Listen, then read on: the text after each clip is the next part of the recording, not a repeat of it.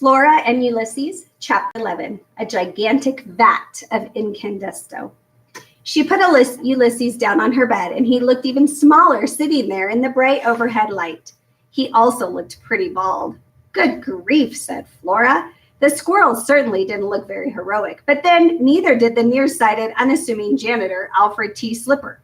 Ulysses looked up at Flora, and then he looked down at his tail. He seemed relieved to see it. He lowered his nose and sniffed along the length of it. I'm hoping you can understand me, said Flora. The squirrel raised his head and stared at her.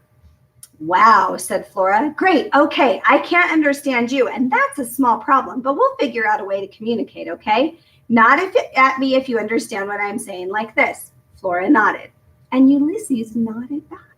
Flora's heart leapt high up in her chest. I'm going to try and explain what happened to you, okay? Ulysses nodded his head very fast. And again, Flora's heart leaped high inside of her in a hopeful and extremely uncynical kind of way. She closed her eyes. Don't hope, she told her heart. Do not hope, instead observe. Do not hope, instead observe was a piece of advice that often appeared in the Terrible Things Can Happen to You.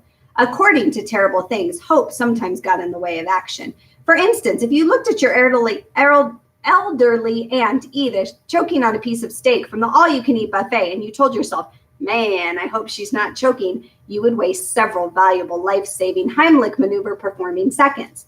Do not hope, instead observe, were words that Flora, as a cynic, had found useful in the extreme. She repeated them to herself a lot. Okay, said Flora. She opened her eyes. She looked at the squirrel. What happened is that you got vacuumed. And because you got vacuumed, you might have powers. Ulysses gave her a questioning look. Do you know what a superhero is? The squirrel continued to stare at her. Right, said Flora. Of course you don't.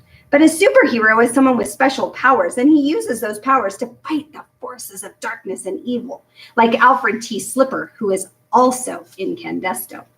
Ulysses blinked several times in a nervous kind of way.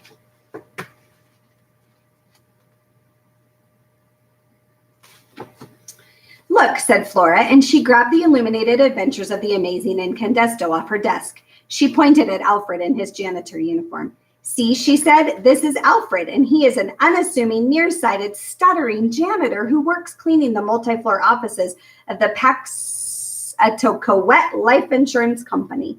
He lives a quiet life in his studio apartment with only his parakeet, Dolores, for company. Ulysses looked down at the picture of Alfred and then up at Flora. Okay, said Flora. So one day, Alfred takes a tour of Incandesto cleaning solution factory, and he slips.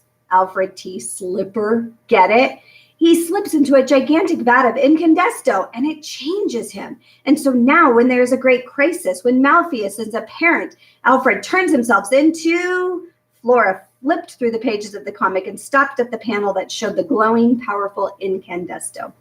Incandesto, she said.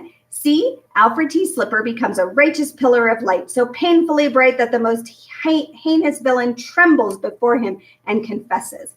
Flora realized that she was shouting a little bit. She looked down at Ulysses. His eyes were enormous in his small face. Flora tried to sound calm and reasonable. She lowered her voice.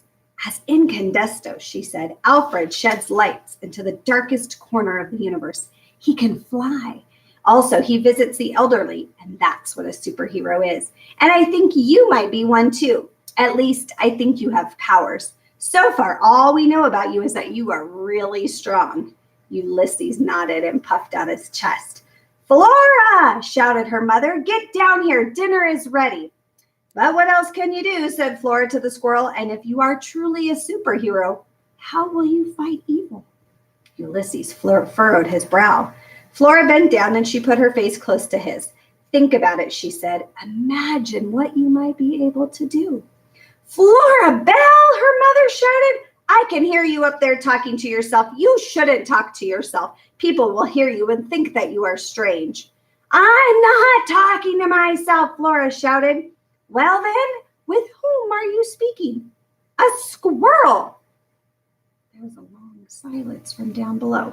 And then her mother shouted, That's not funny, Flora. Flora Belle, you get down here right now. And we will save chapter 12 or tomorrow.